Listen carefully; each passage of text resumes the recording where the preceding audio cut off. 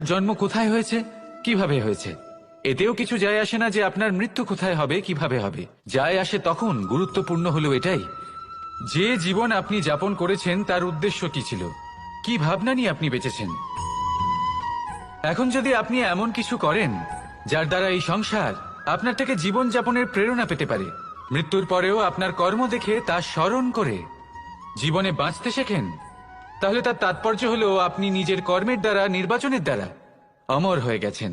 দেখুন, জীবনে দুশ্চিন্তা করা হলো বৃথা, মৃত্যুর ভয়ও হলো বৃথা। কারণ আত্মা কখনো মরে না, তাকে কেউ শেষ করতে পারে না, না কাল, না মৃত্যু, আর না সময়। যদি এমন কিছু থাকে যা আপনার আত্মাকে শেষ করে দিতে পারে, তাহলে তা আপনারই নিজের দুষ্কর্ম।